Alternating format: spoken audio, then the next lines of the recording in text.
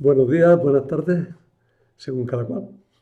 Yo lo estoy haciendo por la tarde, en el día 2 de mayo, para que se pueda transmitir bien mañana, día 3 de mayo, y podáis verlo a su hora, siguiendo el orden establecido.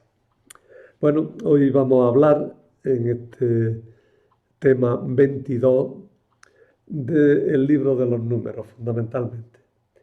Le he titulado Caminando hacia la tierra prometida. Ahora veremos un poco por qué. ¿eh? Estos son los apuntes, ¿verdad? Este es el cuadro de los apuntes. Caminando hacia la tierra prometida.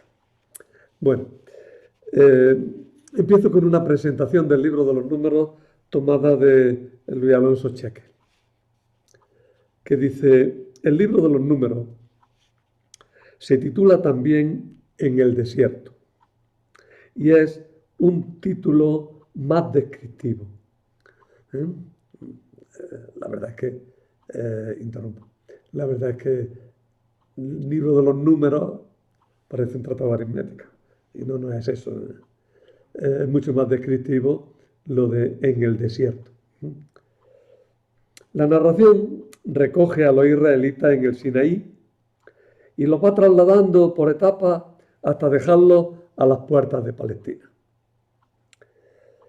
Los 40 años justos y el perfecto itinerario de 40 nombres no disimulan la confusa realidad del camino. Si fue una etapa a la deriva, sin mapa y sin urgencia, el libro refleja bien la situación. Pero no por un esfuerzo narrativo consciente, sino por el uso poco planteado de fuentes o de tradiciones. Es un libro episódico que carece del ímpetu épico que tiene el Éxodo. Sus mejores piezas narrativas son el episodio decisivo de los exploradores y la historia de Balaán, el adivino profeta. Se repite el problema del alimento y la bebida, estallan sediciones, se transmiten poderes. Una buena parte del libro la forman listas de personas, localidades, ciudades y leyes, en gran parte cúlticas. Leyes sobre el culto. Un bloque inicial, 1:10, imagina en el Sinaí una comunidad israelita numerada, dividida, bien organizada. Y un bloque final, 33-36, capítulos 33 al 36, con el 28-30 también, organiza con detalle la próxima ocupación de la tierra. Otras unidades legales están esparcidas por el libro. Esa escueta presentación que no he sido capaz de leer sin pequeños comentarios, sin pequeñas morcillas que se dicen en el teatro. Bueno, pues esa pequeña introducción la hace Alonso Cheque. Alude aquí a una cosa que me ha servido para recoger el texto que pongo. Si veis el texto que utilizamos, pues es del libro de los números, y dice: el Señor dijo a Moisés y a Aarón: los hijos de Israel acamparán cada uno bajo su banderín y el estandarte de su familia alrededor de la tienda del encuentro, a cierta distancia. Bueno, y va exponiendo la organización de los israelitas. Le he quitado, hay muchos puntos suspensivos que indican que he quitado muchos pedazos porque cargan de números y de nombres el trozo y lo haría un poquitín menos claro. Pero lo que está describiendo, como veis, es la organización del campamento israelita, una organización completamente ideal. Ahí en el dibujo hago el esquema. El dibujo de arriba es muy bonito porque es muy sencillo, de una Biblia antigua, muestra el tabernáculo en el centro y rodeado por las tiendas, esas que son un poquillo más vistosas, serían las de los jefes. Las otras pequeñitas que hay delante son las de los levitas y las demás tiendas agrupadas en columnas de 3, ¿verdad? Abajo está el esquema. Bueno, pues eso es lo que pretende reflejar el texto que tenéis aquí y que está tomado, como veis, del libro de los números. Perdona que lo recoja.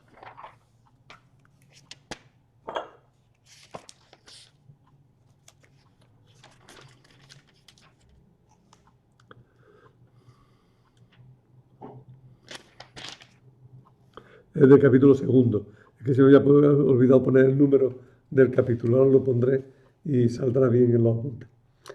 El capítulo segundo contiene, del libro de los números, tiene ese trozo y esta explicación de la distribución del campamento. En los apuntes inmediatamente digo cuál es la estructura del libro de los números. Pero primero, para terminar un poco un tema, digo que el libro del Levítico no contiene prácticamente ningún relato. Es un libro centrado solo en las leyes sacerdotales. Bueno, y también leyes de pureza y leyes también de santidad. Sin embargo, las leyes de los capítulos 8 al 10 y 16 están insertas en un leve marco narrativo en el que destacan algunas anécdotas como la muerte de Nadab y Abihú en 10:1-7, que es prácticamente el único relato que tenemos en el libro del Levítico y que además va tan mezclado con la ley que apenas si se describe o descubre como relato. Fijaros, vamos a leerlo, me parece. Es el único que trae, lo veremos, ¿no?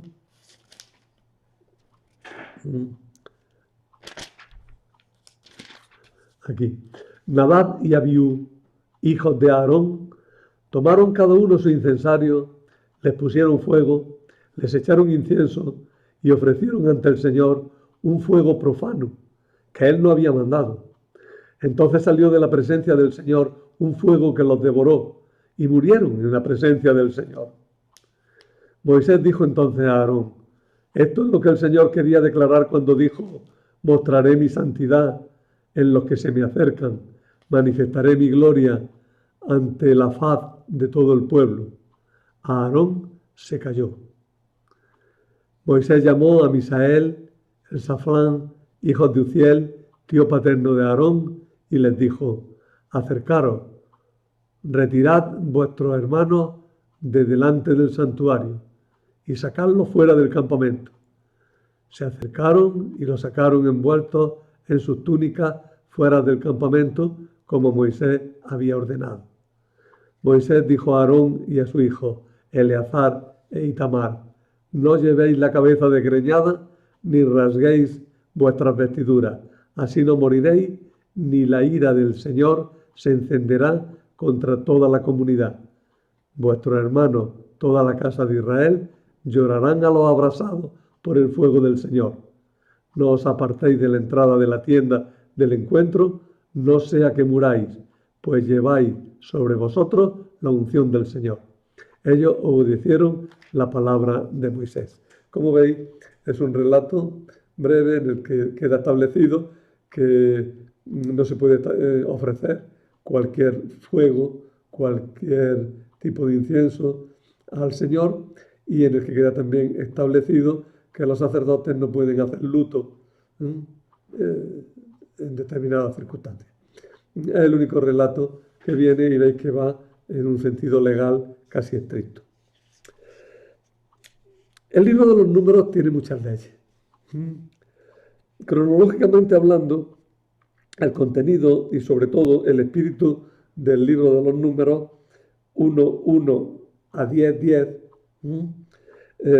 son muy posteriores a Moisés y al Sinaí, pero los autores pertenecientes a la escuela sacerdotal, que se suele indicar con la letra P, de Priester, Prepítero, ¿no?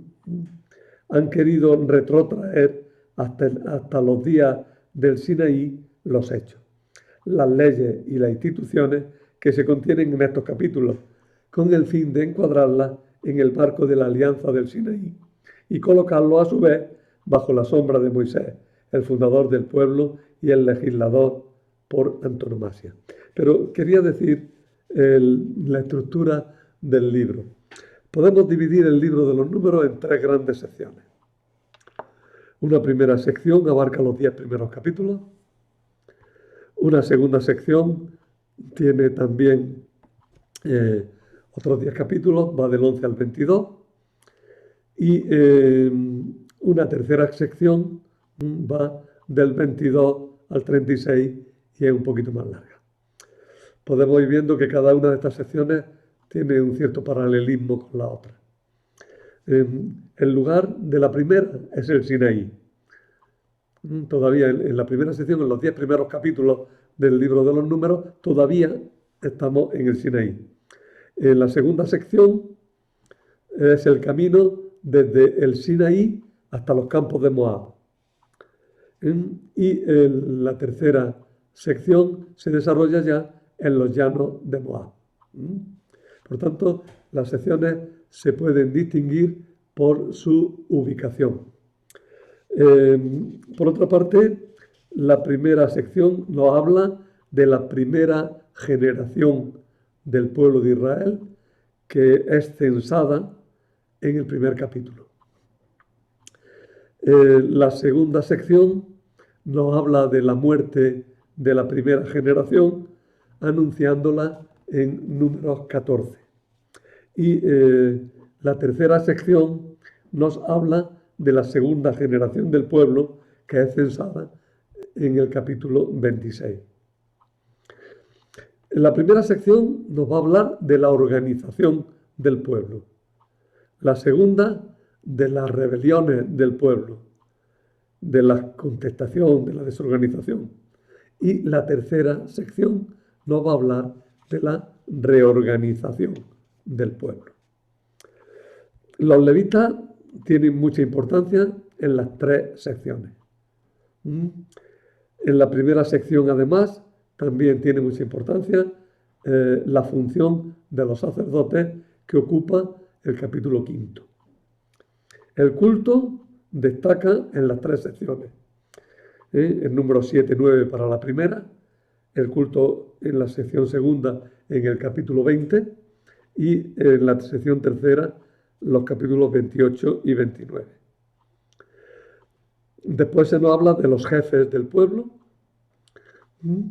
tanto en la primera sección, en los números 1, 5 al 16, en números 13 para la segunda sección y en números 34 para la tercera sección. Entonces tú tenéis que verlo aquí, tenéis aquí. Si no lo veis en el papel, lo que estoy diciendo yo es un galimatías, para que sigáis un poco. Y más todavía, si ya queréis poneros a estudiarlo en serio, ir mirándolo en el libro, ¿no? Ir viéndolo directamente en el texto y viendo los capítulos correspondientes. Es verdad que lleva rato, sería un estudio largo, pero por lo menos un picoteo inicial hay que hacer. Luego habla de la comunidad en orden de marcha, de la comunidad en general y de la comunidad en general en cada sección. Sin embargo, Moisés y Aarón en la primera sección tienen menos importancia, en la segunda sección sí, ocupan 20, 1, 13. La sucesión de Josué sucede a Moisés, y por otro lado los sucesores de Aarón, y por último las 3 secciones se caracterizan porque la primera habla de obediencia, la segunda de desobediencia, rebelión, y la tercera contiene una exhortación a la obediencia. Se logra así una cierta estructura de un libro que es muy difícil de organizar y de clasificar. Bueno.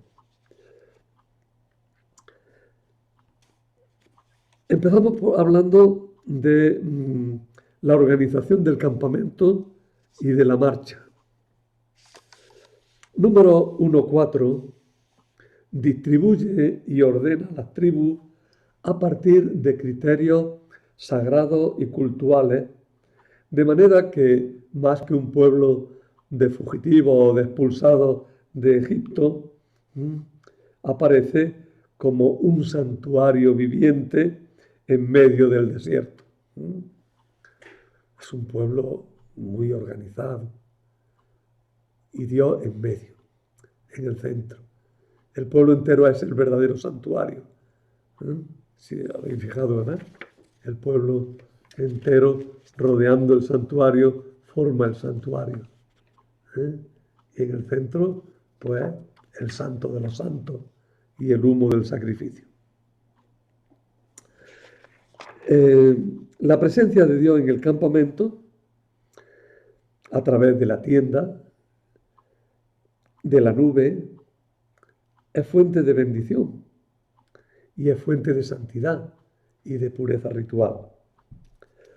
Salvaguardar la santidad y la pureza ritual del pueblo es una preocupación constante de toda esta sección primera del libro de los números.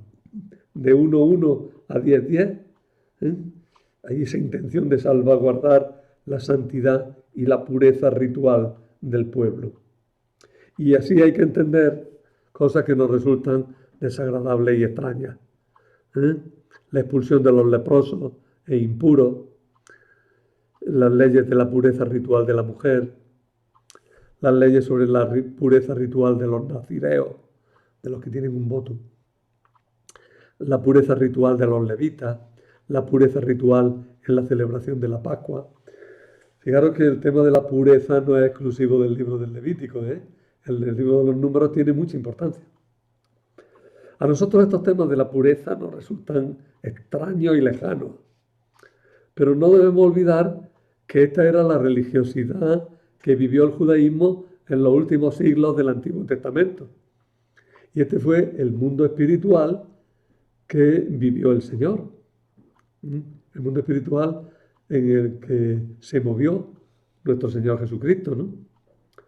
Por tanto, para entender bien a Jesús, para entender bien a los apóstoles y la primitiva iglesia, es necesario entender también mínimamente esta mentalidad de pureza y esta mentalidad ritual.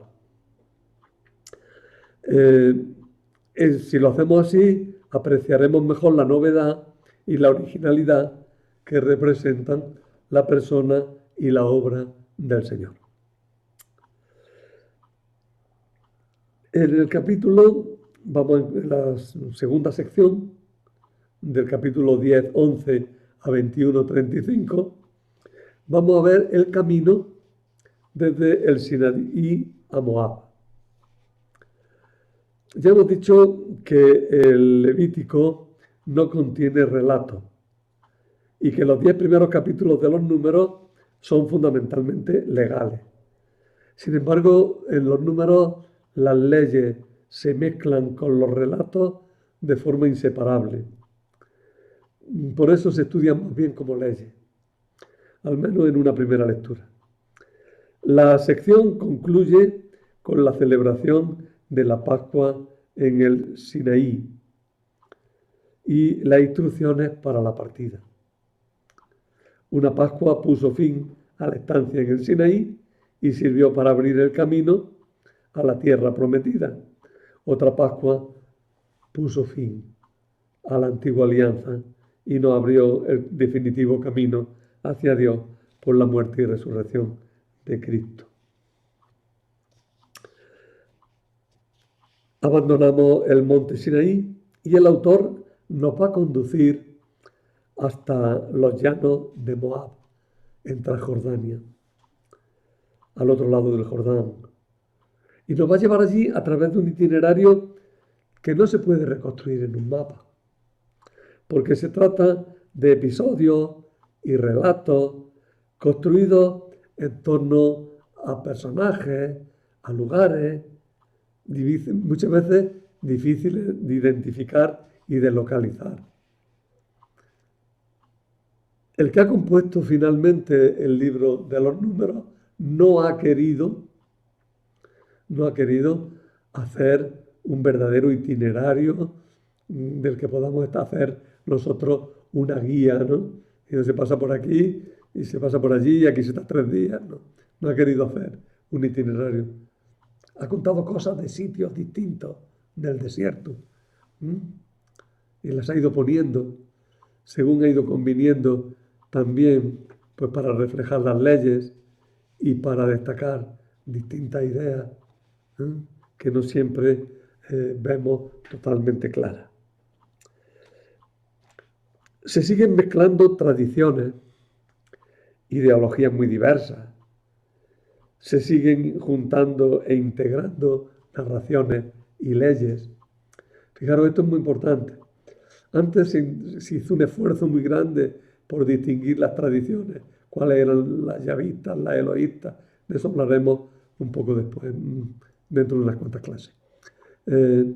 Hoy día no, hoy día simplemente se ve, bueno, pues aquí tenemos muchas ideologías, muchas mentalidades.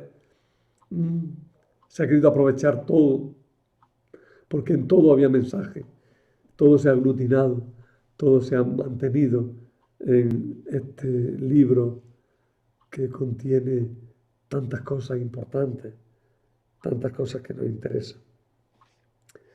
En realidad esa es la arquitectura de todo el Pentateuco, una epopeya histórica de carácter narrativo en la que se enmarcan cuerpos de índole legal e institucional.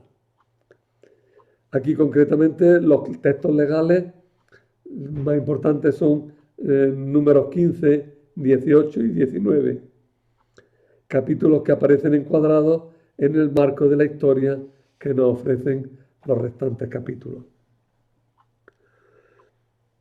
El itinerario entre el Sinaí y los llanos de Moab se halla presidido por 2 temas de carácter teológico, que son los que dan a toda la sección unidad y cohesión. Por una parte está la providencia divina en forma de presencia salvadora que guía, acompaña. Dios guía y acompaña al pueblo bajo la dirección y el apoyo de Moisés, a quien se le llama siervo del Señor. Por otro lado, está la ingratitud y la infidelidad del pueblo, con sus murmuraciones, desobediencias, rebeliones, que provocan la indignación de Dios, la ira de Dios. A causa de este comportamiento ingrato e infiel, la generación que salió de Egipto es condenada a morir en el desierto, sin poder entrar en la tierra prometida. Será una segunda generación la que entre. De los que salieron de Egipto, solo entrará en la tierra prometida Josué y Caleb, ¿no? Porque hasta el mismo Moisés morirá antes de entrar en la tierra prometida. Estas 2 vertientes de la historia del desierto, los dones de Dios y la ingratitud del pueblo, la providencia y la cercanía de Dios y el rechazo y la contumacia del pueblo, pues van haciendo que se alternen gracias y favores por parte de Dios e ingratitudes y pecados por parte del pueblo. Eso es común a todo el Antiguo Testamento. Lo podéis ver en Ezequiel 20, en los Salmos 78, Salmo 106, pero aquí es claro. Otro de los motivos constantes, teológicos importantes en todo el libro, esta sección sobre todo del libro de los números, es el tema de la santidad. Simplemente contando, ¿no?, podríamos darnos cuenta de la importancia que tiene la santidad.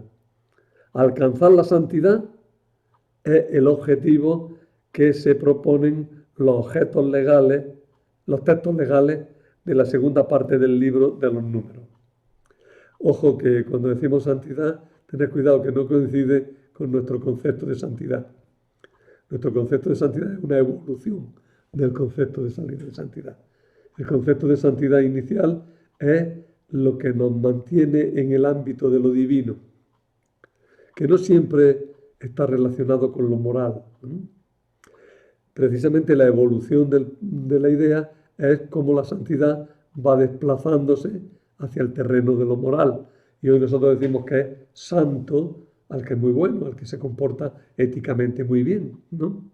En el libro de los números, en la antigüedad, el concepto de santidad sería más bien distinto.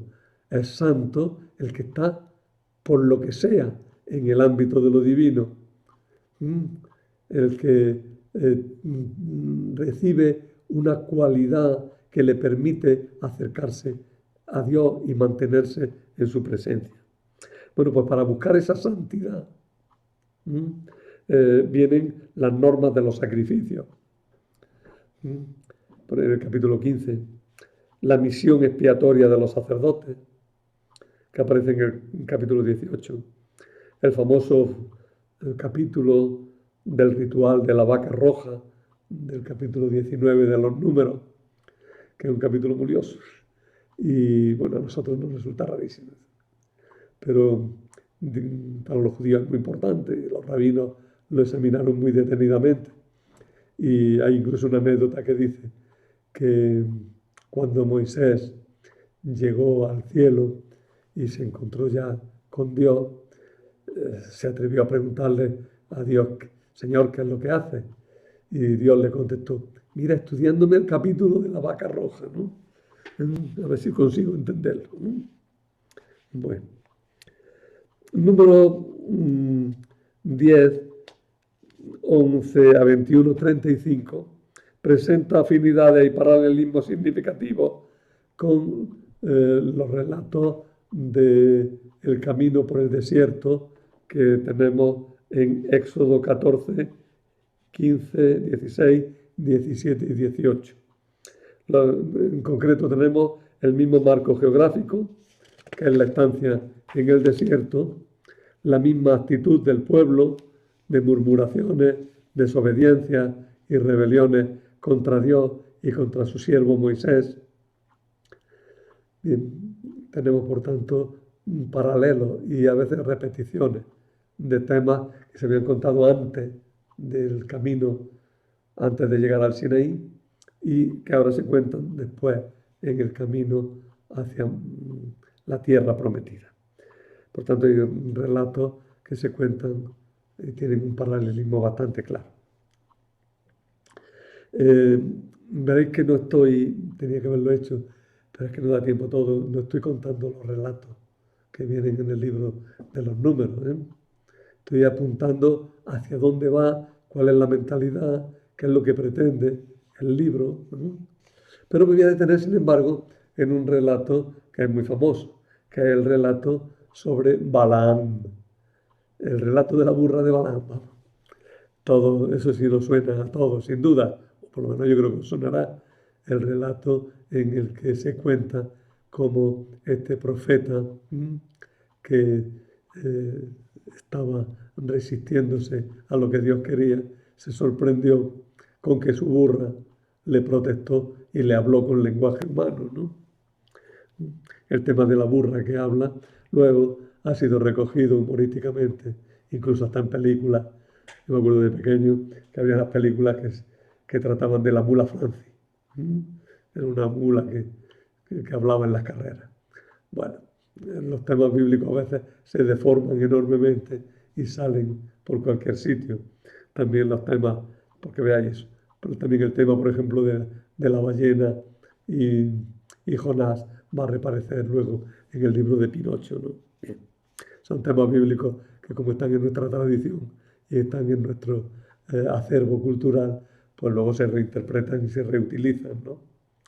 Ya en una forma mucho más seria, en el libro famoso de Tolkien, que es una película famosa también, El Señor de los Anillos, ahí sin nombrarlo, sí sé que es verdad que se recogen muchísimos temas bíblicos y se reinterpretan y se les da un contenido bien distinto.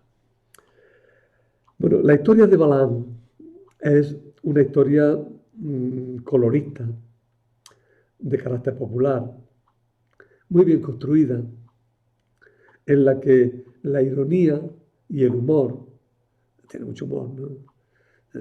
En eso de que la burla hable, pues están puestos al servicio de la teología.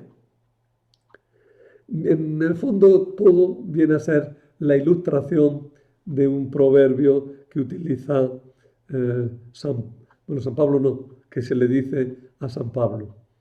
Duro es para ti dar coce contra el aguijón. Es decir, es inútil luchar contra Dios. Dios ha elegido a Israel, lo ha constituido depositario de la bendición y los designios de Dios habrán de cumplirse, lo quieran los hombres o no. Por eso, en esta historia que ocupa un lugar importante, ocupa 3 capítulos importantes, 22, 23 y 24 del libro, pues en esta historia nos vamos a encontrar con algunas afirmaciones muy importantes. Hay algunos supuestos, y es que hay hombres que tienen inspiración divina, sean del pueblo o no sean del pueblo de Israel, porque Balaam no es israelita.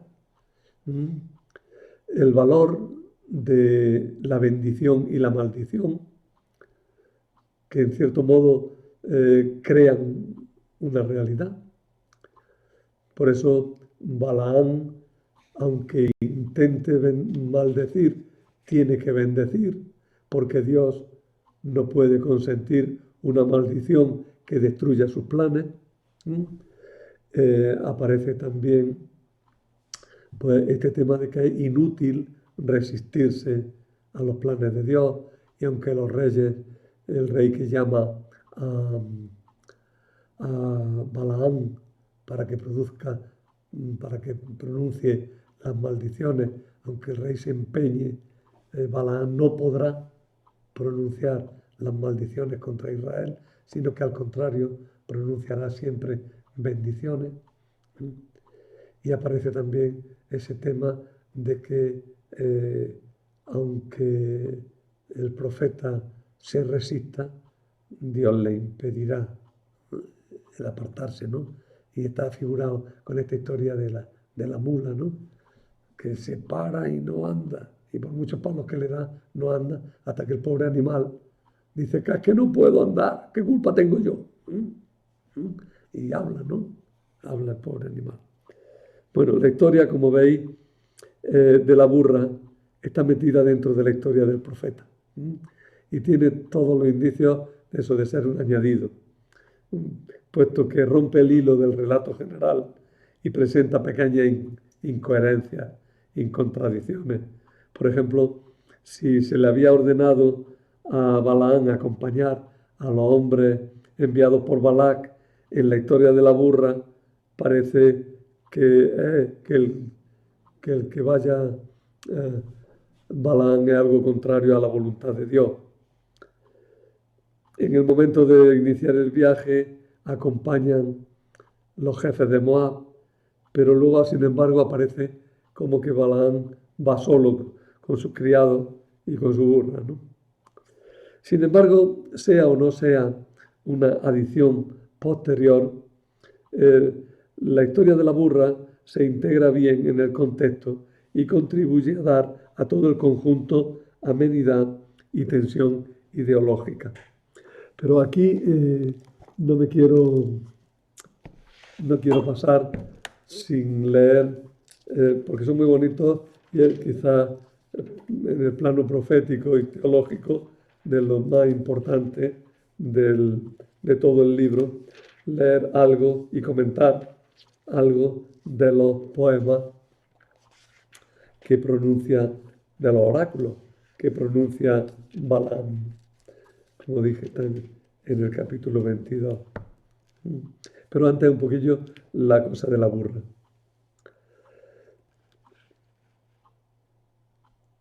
Se levantó Balaam de madrugada, aparejó su burra y se fue con los jefes de Moab. Cuando iba, se encendió la ira de Dios y el ángel del Señor se plantó en el camino cerrándole el paso. Advierto, el ángel del Señor es lo que se puede ver de Dios cuando Dios se manifiesta. O sea, es Dios mismo. Balaam iba montado en la burra y sus dos criados lo acompañaban. La burra vio al ángel del Señor plantado en el camino, la espada desenvainada en la mano, y se apartó del camino y se fue a campo otra vez. Balaam le pegó a la burra para que volviera al camino. El ángel del Señor se puso en un sendero entre las viñas con una pared a un lado y otra al otro. Al ver la burra, el ángel del Señor se arrimó a la pared y le pilló a Balaam la pierna contra la pared. Él le pegó a la burra otra vez. Volvió el ángel del Señor a adelantarse y se puso en un camino estrecho que no dejaba espacio para apartarse ni a la derecha ni a la izquierda. Vio la burra al ángel del Señor y se tumbó con Balaam encima. Balaam se enfureció y apaleó a la burra. Entonces el Señor abrió la boca de la burra que dijo a Balaam: ¿qué te he hecho yo para que me apalees con esta ya 3 veces? Respondió Balaam a la burra: ¿por qué te estás burlando de mí? Ojalá tuviera una espada en la mano, ahora mismo te mataba. Respondió la burra a Balaam: ¿no soy yo tu burra y no me has montado desde siempre hasta el día de hoy? ¿Es que suelo portarme así contigo? Respondió a él: no. Entonces el Señor abrió los ojos de Balaam y vio al ángel del Señor plantado en el camino, la espada desenvainada en la mano, y se inclinó y se postró rostro a tierra. El ángel del Señor le dijo: ¿por qué has apaleado a tu burra con esta ya 3 veces? He sido yo el que ha salido a cerrarte el paso, porque para mí este es un camino torcido. La burra me ha visto y se ha apartado de mí 3 veces. Gracias a que se ha desviado, porque si no, ya te habría matado, y a ella la habría dejado con vida. Dijo entonces Balaam al ángel del Señor: he pecado, pues no sabía que tú estabas en mi camino. Pero ahora mismo, si te parece mal mi viaje, me vuelvo. Respondió el ángel del Señor a Balaam: vete con esos hombres, pero dirás únicamente lo que yo te diga. Balaam marchó con los jefes de Balac. Sorprende mucho, es una historia popular. A Balaam le parece totalmente normal que le abre su burra, ¿no? Veis que no es ni extraño, ¿no? Bien, es una historia popular, como veis, pero que va a destacar esa idea principal. Cuando Dios quiere una cosa, hay que hacerla. Y se hace, pase se quiera o no se quiera. La burra no va a caminar por mucho que le pegue Balaam, porque el ángel del Señor está delante y se lo impide. Y luego vienen pues las bendiciones, ¿no? Entonces dijo Balaam al rey: mira, ya he venido, pero ¿qué podré decir? La que ponga Dios, la palabra que ponga Dios en mi boca, esa es la que diré. Es decir, el rey está empeñado en que Balaam maldiga al pueblo de Israel. Pero Dios le ha dejado claro a Balaam que no va a poder decir otra cosa que lo que él quiera. Y Balaam se lo dice así al rey: mira, haz conmigo lo que quieras, pero yo al final voy a decir solo lo que Dios me diga. Y como ejemplo de estos oráculos que dice Balaam, estas bendiciones, pues leo algo.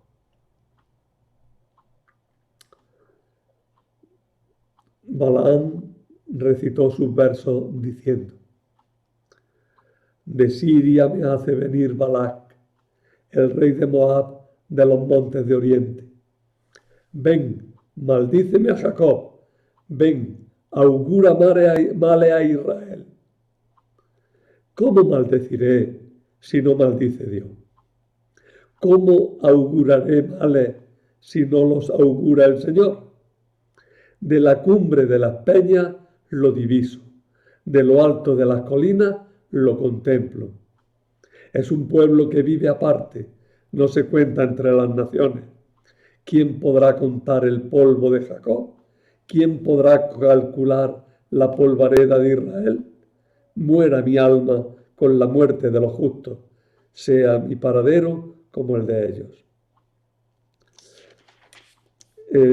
Otro de los oráculos dice,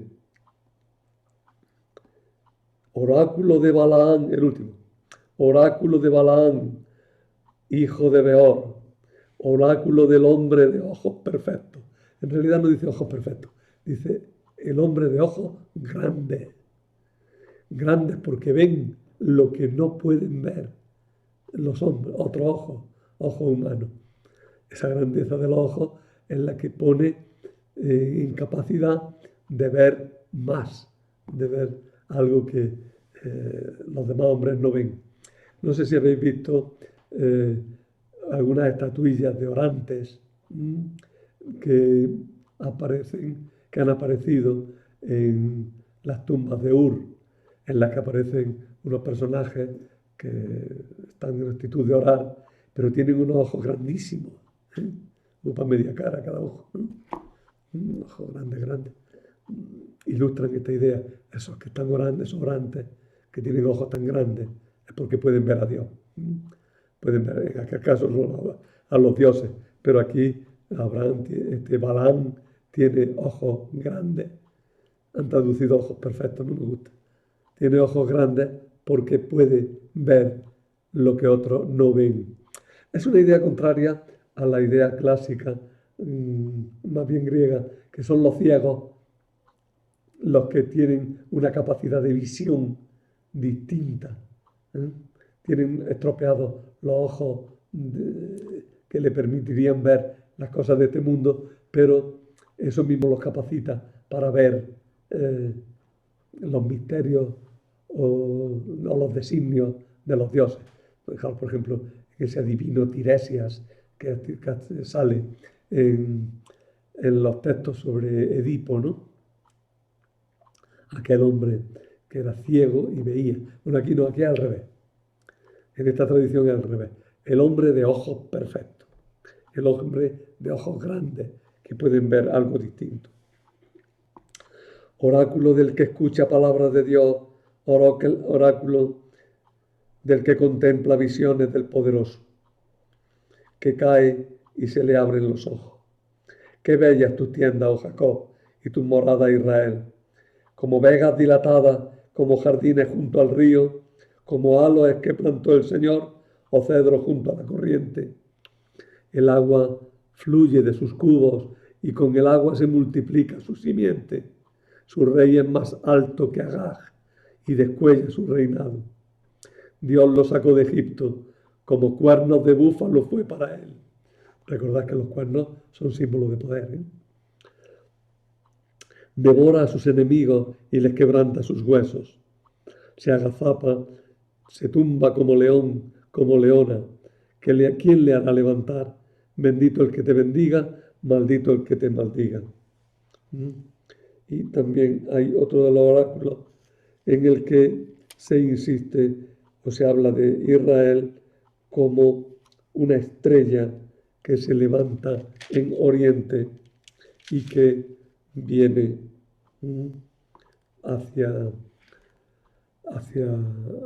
la tierra prometida, ¿no? Dice, lo veo pero no es ahora, lo contemplo pero no será pronto.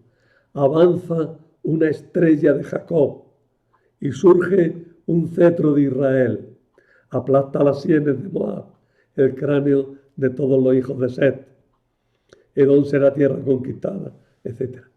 Es la estrella que sale, que sube de Oriente. Es la estrella de los Reyes Magos luego, ¿eh? El tema de la estrella de Oriente está calcado sobre estos oráculos de Balaam. Bueno, me he detenido un poquito en este tema porque teníamos un poquito de tiempo y merecía la pena. Luego viene la tercera parte, algunos incidentes y nuevas disposiciones. Predominan los textos legales sobre las narraciones, pero en las narraciones aparecen algunos incidentes en el capítulo 25. Una nueva llamada de un amigo. Digo nueva porque en la otra clase, en la clase de Antiguo Testamento, también me han llamado por teléfono. Pero bueno, estábamos diciendo que en la tercera parte vienen una serie de los libros de los números, vienen una serie de narraciones interesantes, como las del capítulo 25, que nos hablan de la idolatría que los israelitas cometen en Peor. Por cierto, que este relato que viene inmediatamente después de Balaam hace que la figura de Balaam sea vista en la tradición de una forma muy negativa, porque se viene a decir que los israelitas caen en la idolatría incitados por Balaam. Este tema aparece luego también en el Nuevo Testamento. También en esta tercera parte, otro relato importante en el capítulo 27 es el nombramiento de Josué como sucesor de Moisés. Y en el capítulo 31, pues tenemos la guerra santa contra los madianitas. En los demás capítulos, pues tenemos disposiciones legales e institucionales, el censo de la tribu, la herencia de las hijas, un tema sobre sacrificios y fiestas, la ley sobre los votos. Después de todo esto, en los últimos capítulos, a partir del capítulo 32, pues abundan las cuestiones que podríamos llamar geográficas, en medio de las cuales se insertan también disposiciones legales. Geográficas porque hablan de la distribución, ¿no? En el capítulo 32 se distribuyen los territorios de Transjordania entre 3 de las tribus, la tribu de Gad, media tribu de Manasés y la tribu de Rubén. El capítulo 33 señala las etapas que jalonan la travesía del pueblo por el desierto, pero son nombres que no nos permiten hacer realmente un trazado, un itinerario. El capítulo 34 describe la frontera de la tierra de Canaán y el capítulo 35 determina las ciudades levíticas y las ciudades de refugio. Como veis, son cuestiones geográficas, ¿no?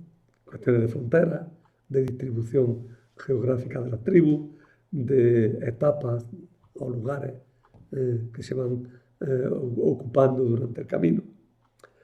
Bueno, y el capítulo 36 continúa y complementa lo dicho en el número 27, número 27, en capítulo 27, sobre la herencia de las mujeres, que era un tema que creaba cierto problema entre los israelitas. Y nada más. Las próximas lecciones le vamos a dedicar un buen espacio al Deuteronomio. En principio creo que van a ser 2 charlas sobre el Deuteronomio. No sé si tendré que añadir una más. Tenemos tiempo suficiente. Y con eso acabaríamos la parte expositiva de lo que dice el libro. Pero quiero dedicar también luego un par de charlas a la historia de la investigación del Pentateuco, que serán un poco después. Nos quedan unas 6 charlas todavía, unas 6 clases que tendremos que abordar. Para la semana que viene, léete los 4 primeros capítulos del Deuteronomio. Y para la oración, el Salmo 68-67, que canta la epopeya de Israel y que a nosotros nos ayuda a meditar las grandes obras que hace Dios con su pueblo. Bueno, con esto acaba la clase, pero quiero abordar un tema distinto. Ya lo he apuntado y lo apuntaré de forma más explícita, incluso por escrito, pero lo digo. Mirad, todavía no he fijado la fecha porque también espero sugerencias vuestras. mediados finales de junio, en la segunda quincena de junio, quisiera que tuviéramos una convivencia presencial, por supuesto, en la que nos reuniéramos los que hemos hecho estos cursos y pudiéramos poner en común un poco nuestras experiencias y tener quizás alguna cosa que ampliara pues, nuestros conocimientos de alguna manera. Sugiero pues, alguna conferencia especial, sugiero alguna pequeña exposición de libros o de grabados de algún tema, algún tipo de actividad o actividades en torno a la Sagrada Escritura. Bueno, pues podríamos ocupar con eso pues quizás una mañana y tener una comida en común y algún rato de oración. Bien, eso como sugerencia y ya lo lanzo. Me interesa saber dos cosas. Primero, si estarías dispuesto a venir. No me diga, me gustaría mucho ir, pero no puedo porque viene mi cuñado esos días y no puedo dejar mi casa. No. Dime, sí, tengo intención de ir. Luego puede pasar lo que sea, hasta no pasan cosas. Pero una primera afirmación, tengo intención de ir. Y una segunda cosa que me gustaría que fuerais ya diciendo es, bueno, pues yo esperaría que esta convivencia pues nos ofreciera estas cosas, ¿no? Pues no sé, pues un rato de oración, una buena conferencia, lo que sea, o simplemente no, mira, ya de conferencia y de cosas de esas hemos tenido bastante. Ahora vamos, pues eso, a tener un rato de oración y hablar entre nosotros y conversar y ver y sentirnos a gusto lo que hemos estado haciendo estos cursos. Bueno, esto lo lanzo así. Dos cosas quiero saber. Si vas a venir y que ya luego después se puede uno arrepentir. No pasa nada. Pero si me dices que vas a venir es que tienes ciertas garantías de que vas a venir. Y segunda cosa, ¿cómo te gustaría que fuera o qué temas abordaríamos? Ídmelo diciendo en correos que me escribáis, que podamos combinar. Dentro de como mucho 2 semanas, quiero yo ya ir dejando claro qué va a ser cómo va a ser la convivencia y cómo la vamos a preparar y qué vamos a hacer. También sugiero que si hay algo que pueda aportar personalmente a la convivencia, de cualquier tipo de trabajo, de cualquier tipo, incluso de ambientación, de lo que sea, pues me digas que estás dispuesto a colaborar en esa línea. ¿Está claro? Anda, a ver si podemos hacer una convivencia bonita.